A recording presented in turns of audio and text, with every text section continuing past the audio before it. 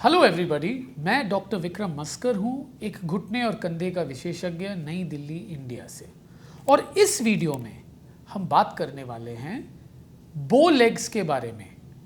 बो लेग्स का क्या इलाज है वयस्कों में, एडल्ट्स में।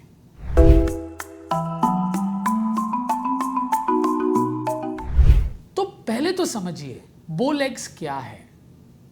बो लेग्स मतलब तिरछे पैर या तिरछे घुटने।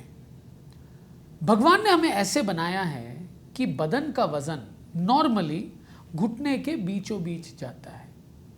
पर आपने देखा होगा कई लोग जब अटेंशन खड़े होते हैं तो उनके दोनों घुटने के बीच में गैप होता है। ये गैप जब होता है तो बदन का वजन घुटने के अंदर वाले हिस्से में ही जाता है। तो इसके कारण क्या है? तो इसके कई अनेक कारण हैं। शुरू होता है जब बच्चा पैदा होता है। जिनके जो भी माएँ हैं, जो मेरी ऑडियंस में है, या पिताजी हैं, और जिन्होंने भी छोटे से बच्चे को देखा है जब वो पैदा होता है, आपने देखा होगा कि इसके घुटने जो है वो ऐसे अर्जुन के बाण की तरह होती है। वो बिल्कुल नॉर्मल है, याद रखिएगा। नॉर्मली ऐसे घुटने होते हैं, 3-4 साल में सीधे होते हैं, फिर टकराते हैं और फिर से सीधे हो जाते हैं तकरीबन 7-8 साल में। तो 7-8 साल तक अगर आपका घुटने, आपके बच्चे के घुटने इतने सीधे नहीं है, थोड़े तिरछे हैं, तो वो नॉर्मल है। पर 8 साल के बाद अगर घुटनों के बीच में बहुत ज़्यादा गैप हो, जब दोनों पैर इकट्ठे रखते हो, तो वो पैथोलॉजिकल हो सकता है। तो इसकी जांच होनी चाहिए। तो इसके कारण तो अनेक है। शुरू करते हैं। पहले तो पैदाइशी, दूसरा जेनेटिक। कई लोगों में ये फैमिलीज में होती है। अगर आपके घुटने बहुत तिरछे हैं ऐसे, तो बच्चों में भी ये हो सकता है। तीसरा बहुत कॉमन कारण है विटामिन डी की कमी। स्पेशली कोरोना के दौरान हमारे बच्चे बहुत ज़्यादा बाहर नहीं खेले हैं, और जब हड्डियां ग्रो करती हैं वो होता है मैक्सिमम बचपन में, एडोलेसेंस तक, मतलब जब तक बच्चा 17-18 साल का नहीं होता। इस दौरान अगर विटामिन डी की कमी हो, कैल्शियम डेपोजिशन इतना अच्छा नहीं होता, और घुटना और हड्डियां मुलायम होने के वजह से उनकी दिशा बदलती है और तिरछापन हो जाता है। तो विटामिन डी की कमी बहुत ज़्यादा इस कोरोना काल में बहुत ज़्यादा देखा गया है, और ये एक बहुत महत्वपूर्ण कारण है बो लेग्स का। चौथा, बचपन में कभी चोट लगा हो हड्डी पे या घुटने पे, तो घुटना जो है वो तिरछा जुड़ जाता है, और उसके कारण घुटना जो है वो तिरछा रह जाता है और बो लेग्स हो सकता है उसमें। और पांचवा और आखिरी कारण है एजिंग। तो अगर हमारे घुटने बचपन में थोड़े तिरछे हैं, तो याद रखना बदन का वजन एक तरफा पड़ने के वजह से ये एक टेढ़े टेबल की तरह है। नो, टेबल में चारों पैर बिल्कुल सीधे होते हैं अगर अच्छा कारपेंटर ने बनाया हो।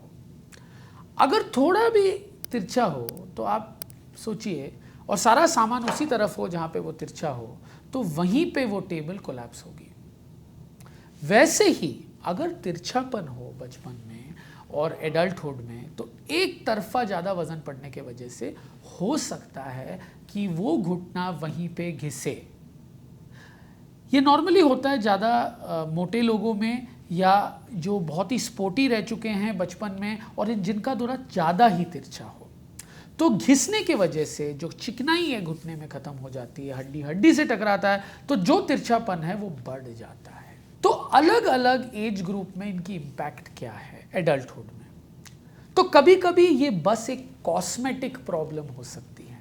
दैट मीन्स आदमी और औरत को लगता है कि मेरा घुटना अजीब लग रहा है, मेरे पैर अजीब लग रहे हैं, उनके बीच में बहुत ज़्यादा गैप है। सर, मैं जीन्स नहीं पहन सकता, टाइट्स नहीं पहन सकता, क्योंकि लोग मुझे पूछते हैं क्या हो गया आपको। ये प्योरली कॉस्मेटिक है, मतलब दिखने में ही खराब लग रहा है, पर आपको कोई प्रॉब्लम नहीं हो रहा है। अगर ज़रूरत से ज़्यादा तिरछा नहीं है, आप छोड़ भी सकते हो उसे, कुछ करने की कोई ज़रूरत नहीं। अगर दर्द होने लग जाए, मतलब कभी कभी तिरछा होता है, एडल्ट है 20-30 साल के आदमी या औरत, और दर्द होने लग जाता है स्पेशली घुटने के अंदर के साइड, जहाँ पे दोनों घुटने टकराते हैं, उस तरफ दर्द होने लग जाता है। इसको हम ओवरलोडिंग बोलते हैं, क्योंकि एक तरफा ज़्यादा वजन के पड़ने के वजह से अगर आपका वेट ज़्यादा हो, आप बहुत एक्टिव हो, तो दर्द निकल सकता है। ये दर्द हो सकता है आर्थराइटिस की शुरुआत हो, मतलब आपका बदन दर्द के द्वारा, जो दर्द आपके बदन का भाषा है जिससे वो आपसे बात करता है, वो आपको बता रहा है कि एक तरफा मेरा ज़्यादा प्रेशर जा रहा है, तो चिकनाई भी धीरे धीरे से ख़त्म होती है। तीसरा है स्टिफनेस। तो जब चिकनाई ख़त्म हो जाती है, जब हड्डी हड्डी से टकरा के रगड़ खाने लग जाता है, तो घुटने में स्टिफनेस आ सकती है, अकड़ आ सकती है। मतलब पूरी, आप पहले तो पूरी तरीके से घुटने को मोड़ सकते थे, पर अभी बस 90 डिग्री तक और या उससे भी कम मोड़ रहा है। सूजन आ सकती है घुटने में। जब आर्थराइटिस हो जाता है, जब घुटना घिस जाता है इसके वजह से, तो सूजन आ सकती है घुटने में। उसके साथ साथ दर्द भी निकल सकता है और तिरछापन बढ़ भी सकता है। तो ये मेन आसार है कि क्या क्या आसार है जो आपको इस प्रॉब्लम में आपको आपकी बॉडी कम्युनिकेट करता है। तो इसके ट्रीटमेंट क्या है? देखिए, भगवान हम सबको बिल्कुल सीधा नहीं बनाता, एक रेंज होता है। हमेशा नॉर्मल क्या है, पास क्या होता है, 35 या 40 से ज़्यादा। 50 भी पास है, 45 भी पास है, 40 भी पास है। तो भगवान ने भी हम सबको परफेक्ट नहीं बनाया है। कई लोगों को बिल्कुल सीधा बनाया, जो तकरीबन 10-15% ही है हमारे पॉपुलेशन में। इंडियन मूल के लोग के घुटने थोड़े थोड़े तिरछे होते हैं, बो लेग्स की तरह होते हैं। घुटने को इकट्ठे रखते हो तो घुटने के बीच में गैप होता है या घुटने टकरा सकते हैं। 1-2 डिग्री वहाँ यहाँ वहाँ is not a problem at all. आप इसे छोड़ सकते हो, इसके बारे में सोचो नहीं। अगर 2 डिग्री से ज़्यादा हो तो ये पोटेंशियली फ्यूचर में प्रॉब्लम क्रिएट कर सकता है, हो सकता है ना भी हो। तो तब ट्रीटमेंट क्या है कि अगर आपको दर्द के आसार शुरू हो गए हो, तो ऑफ कोर्स डॉक्टर के पास जाइए, विशेषज्ञ के पास जाइए। मेरी तरह जो घुटने के विशेषज्ञ हैं, वो कहीं एक्सरेज करेंगे, आपको देखेंगे, आपकी अलाइनमेंट देखेंगे। अगर उनको लगे कुछ भी ऊपर नीचे हो तो वो आपको कुछ सजेस्ट करेंगे। पर अगर ज़्यादा घुटना खराब नहीं है तो एक्सरसाइजेज जो है वो आपको बहुत मदद करेंगी। वेट कंट्रोल करना बहुत मदद करेगा, क्योंकि टेबल भी थोड़ा तिरछा हो सकता है, पर अगर हम वज़न संतुलित रखें तो उस पर लोडिंग कम होगी। तो अगर आपकी वेट ज़्यादा है तो वेट कम करिए। मांसपेशियों को, तो भगवान जब अंग देता है आपके बदन में, एक और अंग देता है उसका सहायक बनने के लिए। तो एक प्राइम मिनिस्टर के साथ एक कैबिनेट भी मिलता है आपको। तो अगर प्राइम मिनिस्टर बाहर चला जाए तो कैबिनेट काफ़ी हद तक काम कर सकता है। तो मांसपेशियों को, स्पेशली जांघ के मांसपेशियों को मजबूत करके काफ़ी हद तक आप इससे जो है आप जूझ सकते हो। सप्लीमेंट्स भी ले सकते हैं, पर अनफॉर्चुनेटली सप्लीमेंट्स में कोई साइंटिफिक बेसिस नहीं है। तो सप्लीमेंट्स जैसे विटामिन डी की सप्लीमेंटेशन, अगर आपका बच्चा है या आपको पता चला है कि आपकी विटामिन डी कम है, तो विटामिन डी के दवाइयाँ लेके आप अपने हड्डियों को मजबूत कर सकते हो, पर वो तिरछापन नहीं जाएगा एडल्ट्स में, क्योंकि ग्रोथ हो चुकी है। Exercises, weight reduction are your best bet. Of course अगर ज़रूरत से ज़्यादा तिरछापन है, अगर आर्थराइटिस हो चुकी है, अगर आपकी उम्र 18 से तकरीबन 50-55 साल के हैं, तो हम घुटने को बचाने की कोशिश करते हैं।